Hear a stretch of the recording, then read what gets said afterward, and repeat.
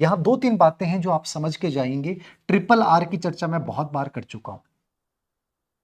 आपके दिल दिमाग में कई बार ये सवाल आता है कि सर मैं मॉडल पेपर हल करूं, मैं टेस्ट सीरीज दूं, या केवल मैं पीवाईक्यू पढ़ लूं, या थ्योरी पढ़ूं कि नहीं पढ़ूं।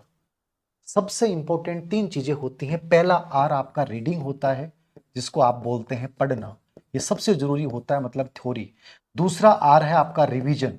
रिवीजन का मतलब समझ रहे हैं आप, नियमित रूप से कंसिस्टेंसी के साथ रिवीजन जरूर करेंगे, ये सबसे इंपॉर्टेंट है, सबसे बड़ा सशक्त हथियार है। और तीसरा है रिकॉग्नाइजेशन। रिकॉग्नाइजेशन क्या है?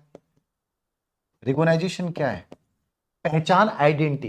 पहचान आइडेंटिटी का मतलब, जैसे मान लीजिए कोई टॉपिक है, एक टॉपिक है ग्रेड फर्स्ट के सिलेबस में, 1858 से 1919 के बीच राष्ट्रीय आंदोलन, राष्ट्रीय चेतना का विकास। अब ये टॉपिक बहुत बड़ा है, लेकिन पहचान का मतलब है जब इस टॉपिक का तुम एनालिसिस करते हो एनसीईआरटी के आधार पे, इग्नो नोट्स के आधार पे, जहां से ज्यादातर प्रश्न बनाए जाते हैं, तो ये देखने में आता है कि मुश्किल से 3 से 4 पेज बनते हैं। पूरी आइडेंटिटी बन जाती है कि यहां से, इस बिंदु से दादा भाई नौरोजी पे प्रश्न उठाया गया, नरम दल गरम दल पे प्रश्न उठाया गया। मतलब ये टॉपिक की पहचान जब तक आप नहीं कर पाओगे, टुकड़ों में विभाजित करके उसे पढ़ नहीं पाओगे, तब तक आप भीड़ से अलग नहीं कर रहे हैं, केवल अटाफिकेशन कर रहे हैं।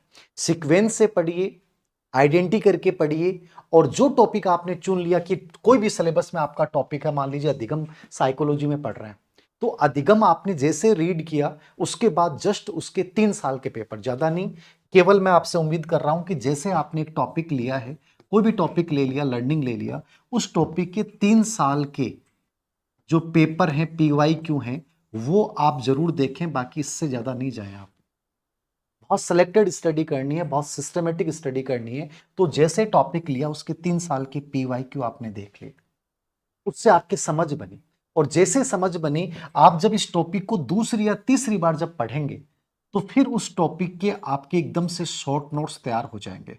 शॉर्ट नोट्स मतलब, मान लीजिए मैंने किताब में 50 पेज, क्योंकि अधिगम सबसे बड़ा टॉपिक होता है, लर्निंग या कोई भी आपके जीके का कोई टॉपिक ले लिया, उस टॉपिक को आप 4 से 5 पेज में अपने शॉर्ट नोट्स बना लोगे।